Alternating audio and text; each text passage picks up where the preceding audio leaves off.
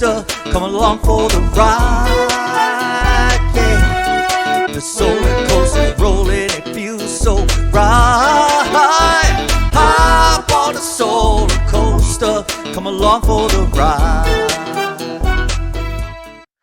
Aloha, my name is Anna Covert, and this is The Solar Coaster, the wild ride through the solar industry told by the people who are living it every day. In the hot seat with me today is Paul Sullivan with ESA Solar. Paul, let's get this started. When did the sun first shine on your solar path? It started with building a new home and knowing that my electric bill is going to be out of control. And so I started looking at solar companies to give me a bid. And long story short, ended up going to work for the company that installed my solar. And I was working the sales desk, and then ultimately started managing that office, and that got into more leadership positions, et cetera, et cetera. But after put solar in the house, it went from a $600 and something a month bill to $43. So Wow, I that's a was long time ago. that was a long time ago. Yeah. Today, what do you think your solar bill would have been today if you had not gone solar? Oh, easily $1,000. Easy. Easy. Yeah, triple digits. Yeah. Yeah. And now, I've just recently moved back in the house after being, you know, traveling around the country for 15 years. And the true up, this is a 20-year-old system. And, one inverter is on its last dying legs. And so my true up's about $1,800. So, which is still, about a month's worth of, or a couple months worth of, what the power bill would have been. So still working 20 years later. 20 years later. Well, we first got introduced at your time at SunPower, and it's been a long road since then. And for everyone listening, there is an amazing story about Paul in the Solar Coaster book. So make sure to get a copy. Right now, I'm also giving the book away for free to anyone in the industry to pay for shipping. Oops. So go to the website. You got it right there. And it's got a lot of tidbits in it. So Paul, tell us. Every ride has its ups and downs. What is one of your most memorable hands in the air, thrilling moments from the industry so far? I would say that, in the of course that, the first sale is always, kind of a lightning bolt for you. But I would say, in one fell swoop with about 6 or 7 landowners all huddled around a conference table at a Hilton Garden Inn in Terre Haute, Indiana, and signed about 16 or 1700 acres, Wow.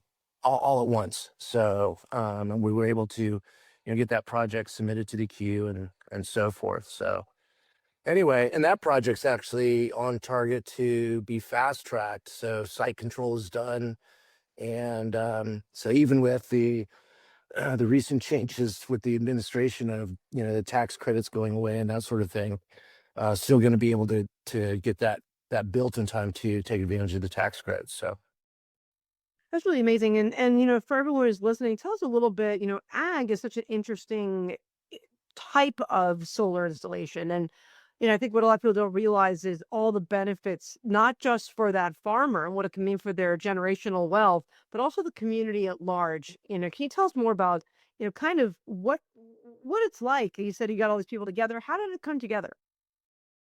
well, so with utility scale development, it all starts with the land, and without acres, we can't do anything, right? And so we look for transmission lines first and see if that they have capacity on them. And then the next thing is making sure that the geography is good, no floodplains, that sort of thing. And then good old door knocking, just old fashioned walking up and knocking on doors. And we send out some mailers. They're thick packets sometimes with an FAQ and that sort of stuff. But that's really how it starts, is just knocking on doors and having conversations. And the first answer is always no. And but we always leave our foot in the door, so to speak, to revisit the farmers and stuff like that. So that's really, the long and short of it. And in most ISOs or independent system operators, um, so this is in Illinois, um, they require, a certain amount of acres to be under lease with a point of interconnection or POI.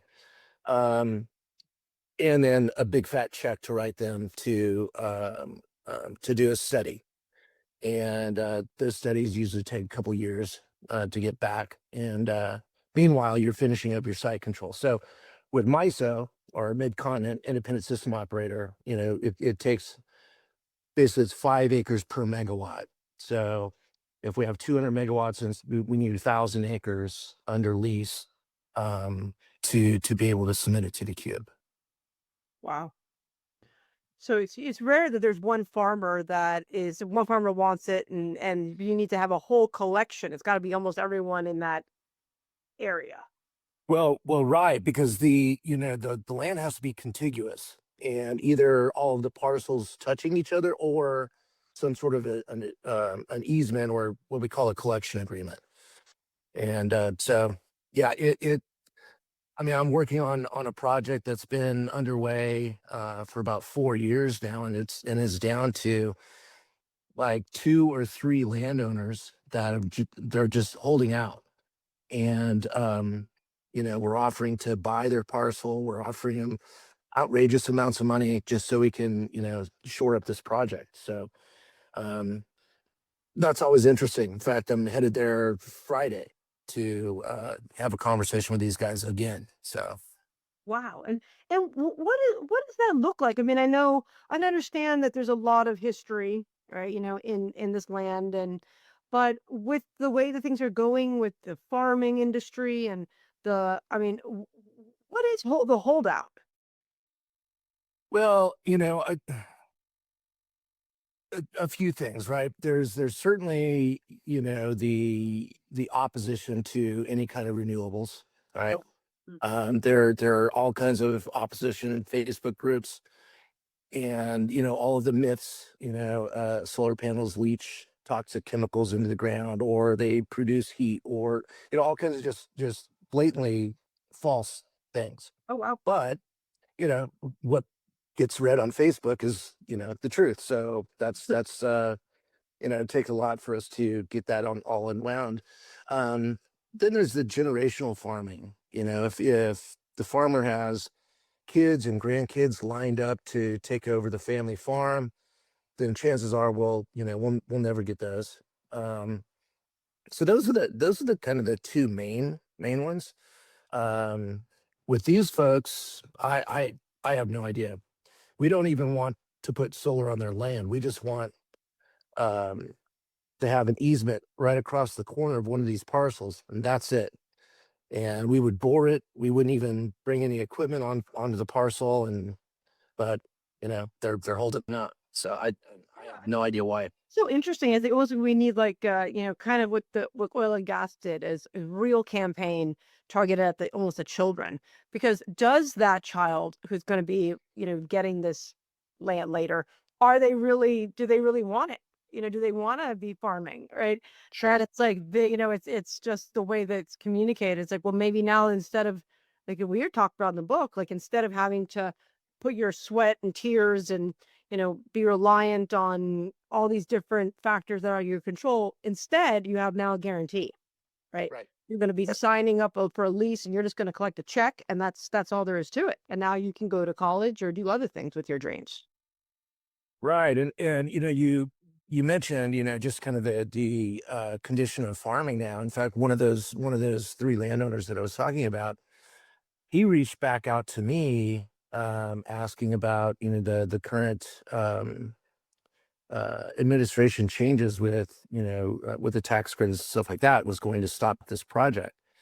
And I go, no, we're full steam ahead. We're too far down that path to, we can build this and take advantage of the tax credits. And so then I asked him about soybeans because he grows corn and soybeans like most Midwestern farmers. And China disappearing and buying soybeans from Brazil and other places rather than the U.S. that took 50% of the market away, just like that, right? So, he's worried about that, and then the prices were lousy anyway, Right.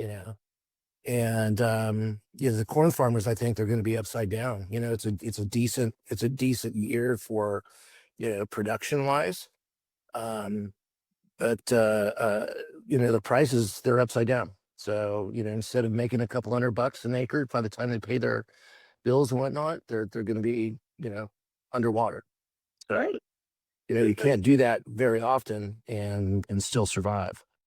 And I mean, this is like a 40-year lease, right? It's Yeah. not typical. Yeah. So that's a, to me, I mean, just that's a like a lifeline that you're throwing out there. All right. And it's just doesn't come along every day. It's like almost like hitting the lottery. Right. Exactly. Yeah. Yeah. Well, that's exciting. So that's kind of some of the highs. Talk to me, what are, I know a lot of people are worried about the lows, what like all solar coasters go through. You've been in this industry a long time. What are some other lows you've been through, and how did you weather the storm? Well, yeah, it's always, the sky is falling, kind of situation when it pops up. In California, it was the rebate going away. It was a gradual reduction. That didn't cause anything. In fact, it was a growth period for us. And I think it got down to, I want to say 10 cents a watt or 12 cents a watt, something like that. We would just give, the homeowner a discount, so we wouldn't even have to file for the rebate. It would save us, a few $100s in administrative costs to fill out the paperwork and stuff like that. So it's, so that was one. The tax credit's always been a hot button, because it's not permanent, right? Or it wasn't permanent. And so it's been right up to the wire a couple of times. And then, last minute, somebody throws a Christmas ornament on a tree and it gets extended for a few years. This one though hit big, with no ramp down, just gone, just like that. And I would say this is probably the worst I've seen. We had a big reduction in force. Many of the other developers out there had reduction in force, cancels, projects getting canceled because the economics aren't there anymore. So, probably for 3-4 months, everybody was just like, what are we going to do? And again, the sky is falling. But,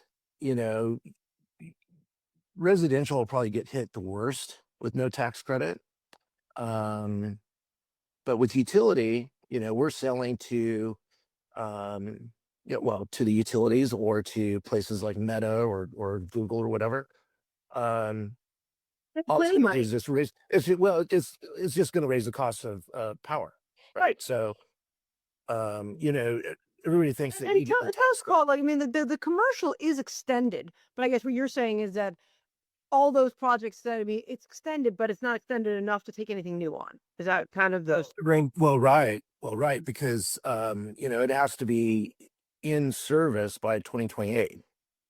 And these utility projects, take seveul years to, sometimes 5 to 7 years to get it from the first lease sign to, turning the switch on. So, a lot of people were looking at their portfolio and their pipeline and picking the ones that they could get across the table and focus on those and then let everything else go.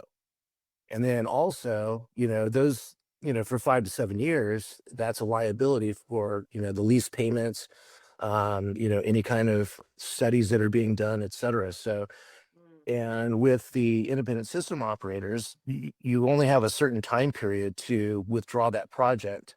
The longer you wait, the higher the penalty is. is that the safe harbor we're talking about, kind of? No, that's something different. Yeah, that's something different. But safe harboring, that's another strategy, and so that those projects are being looked at too, in terms of, okay, can we buy the transformers or can we procure this? It's basically 5% of the cost, right? Like park it, like park it there. And, Exactly. like Yeah.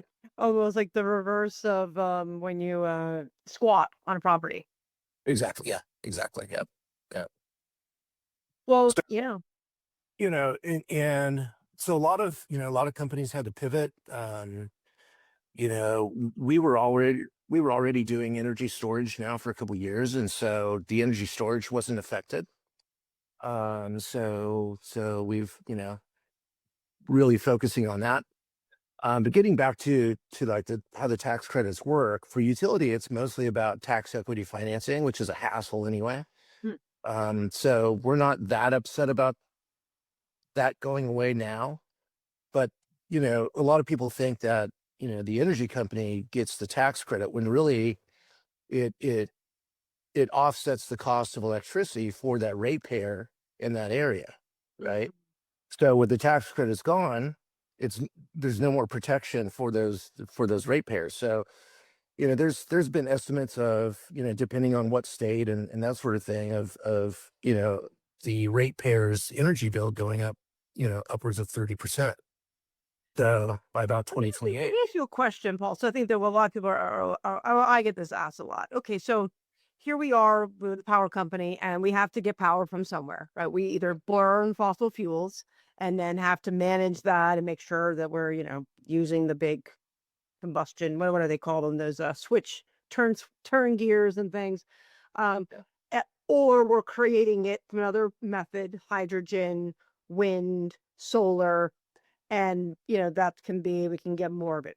But if they decide to now invest in a solar farm and use that power instead of burning fossil fuels, like is there should it not be like should we the end payer still be paying 30%? I mean, is there any kind of like benefit over the fuel? I mean, are they just blending it all together? Well, I mean, yeah, it gets blended together, but in my opinion, we need it all. Right. And this is one of the, well, we'll touch on that a little bit, but we need all forms of energy. And the downfall of solar is that it's variable, right? There's peaks and valleys, right? At night it doesn't produce anything. Batteries can help stabilize that a little bit, but you still need, those gas turbines to, produce energy. The coal-fired power plants that are still on. And the thing is that with the advent of data centers now, crypto mining or AI or whatever, the energy demand is massive, massive. So in MISO, we were talking about that. Kind of in that central MISO region, they've enjoyed for like the last 50 years a 0.5 to 1% annual demand growth, right? And that's just people moving in, businesses opening up, that sort of thing, just normal stuff. Well, with the forecasted number of data centers going in, they're expecting anywhere from a 9 to 15% annual load growth over the next several years, right? And they don't have any reserve generation. So, they need energy now and fast. And solar is the fastest deployable, cheapest form of energy. And again, 5 to 7 years, we can get those systems installed. Gas turbines, there's a back order on those. So you can't even get a gas turbine for 7 years. So you're looking at, 10 to 12 years, getting those up and running.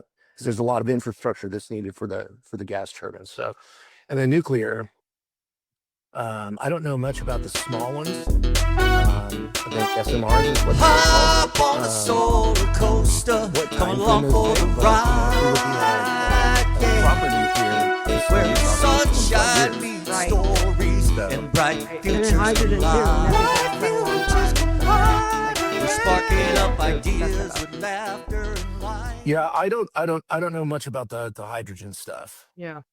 Yeah. Well, so what are we going to do? I mean, is there, do we see that is this going to be, in your opinion, looking at what you're building, and is there going to be some migration of people? Are people going to be like maybe now a resident, someone who's been living somewhere for this long, and maybe they can't afford to live there because now the power in the neighborhood is going up so high that they can't pay for it with their current job. I mean, what do you think? Is it we're going to get a human migration pattern here because of this? Well, certainly it could, I mean, bills affect everybody, right? Cost of housing, cost of utilities. The cost of the house is one thing, and then what does it cost to live there, right? So, yeah, things are getting tough, and somebody has a 30% increase in their power bill. That's significant. What are you going to give up? Are you going to make the choice of how you eat and what you eat, or yeah, move. I don't know. Well, I mean, it was a really interesting study I read a while ago that was saying this was even before COVID. I'm now the time goes so fast, but it was talking about our elder generation, right? And Social Security, and what they had done is done a study of the Social Security and what people were spending their money on, because a lot of people don't save for retirement. So this is what they were using for retirement. And they found that when made with the choice of medication, food, and electricity, what they had to give up, they were giving up food. So there was a lot of malnutrition in our elders, and now they're picking power, so they're giving it medication. So now they're not eating and they're not using the medication that they need because the most important thing is their power. Right. And so that's kind of what we're talking about here is like, I mean, and I think it's not just elderly people that need to start thinking about it, that it's, it's going up. Well, right. I think about, the young families trying to make ends meet, and, you need power. Kids need their phones and, whatnot. I don't know. It's baffling to me that,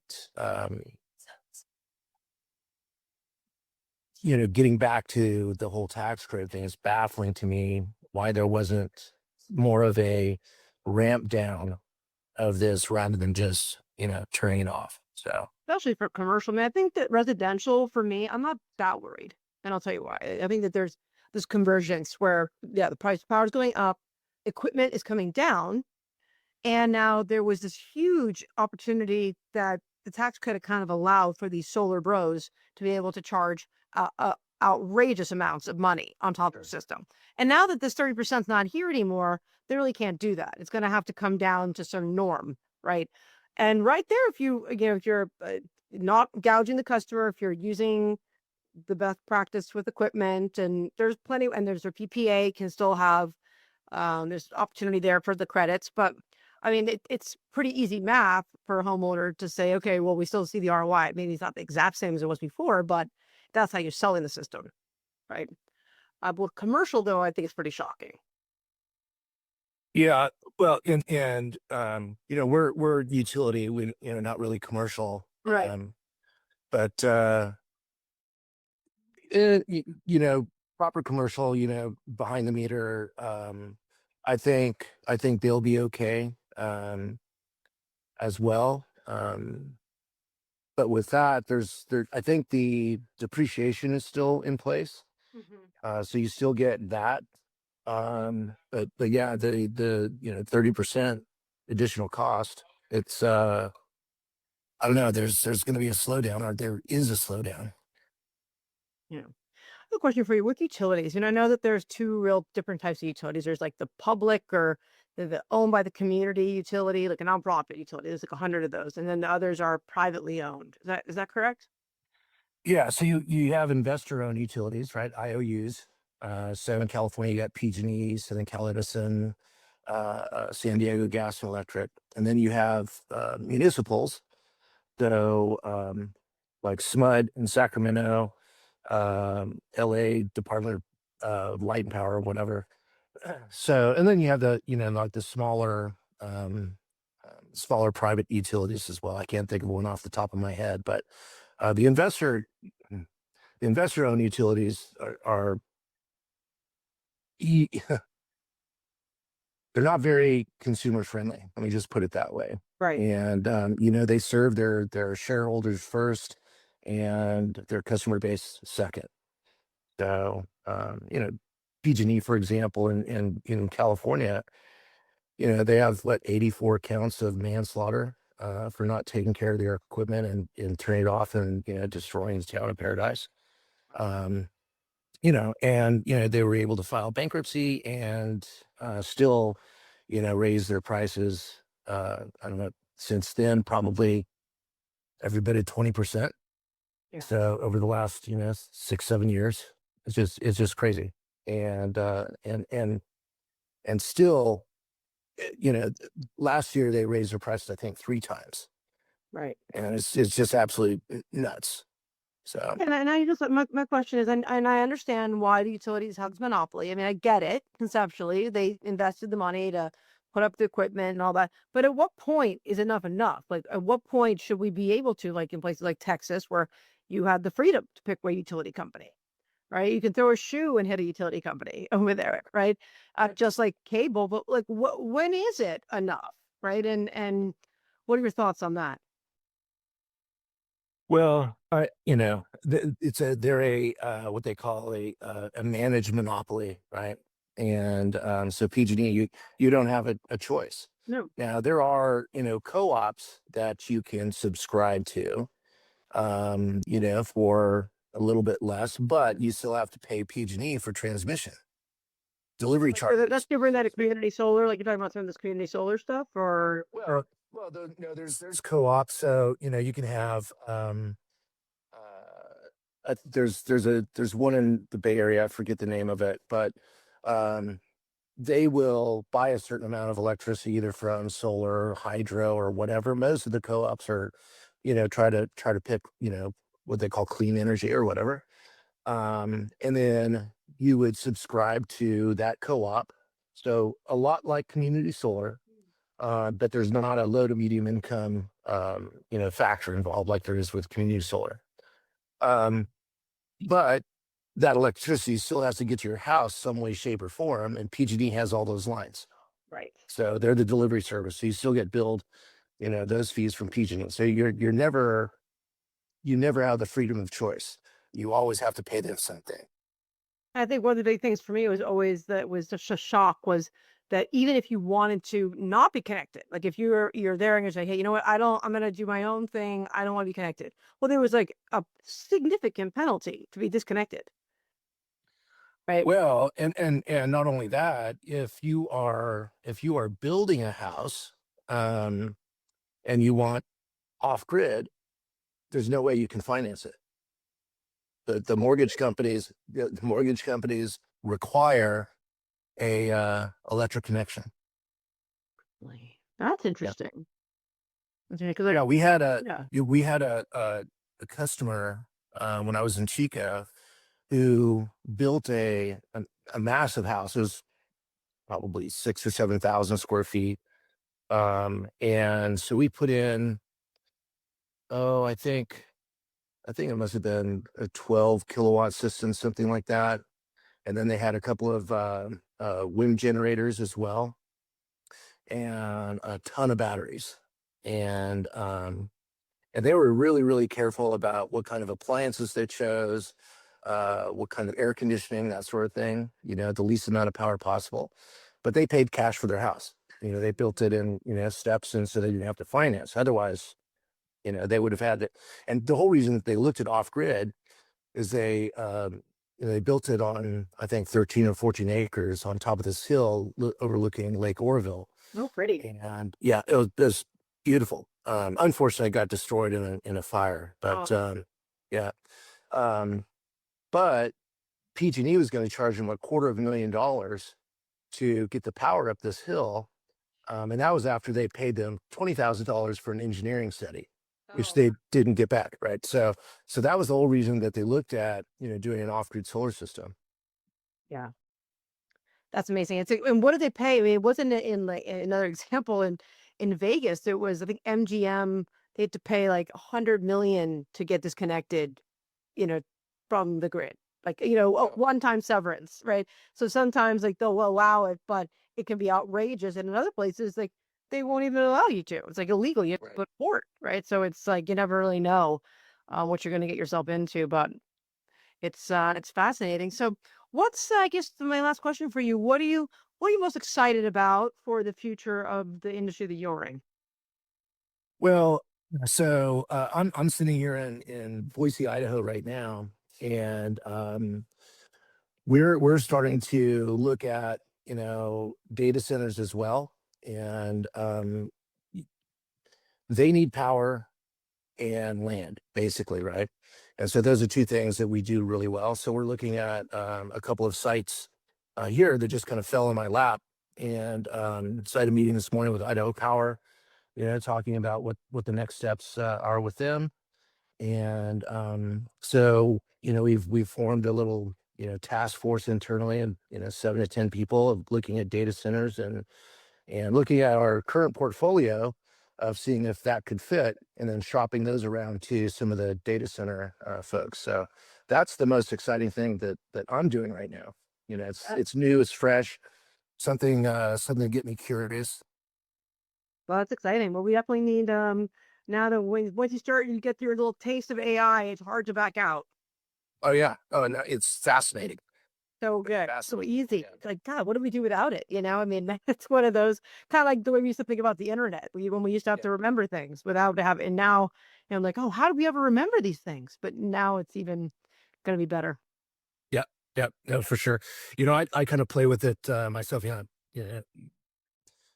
I'm a writer, and so I've been playing with song lyrics, and so there's a couple of music generators that you just plug your lyrics into, and then you feed it some prompts, and it gives you a couple of options of songs. Wow. It's fantastic. I'll send you a link afterwards. Yeah, send me a link. That sounds great. Yeah.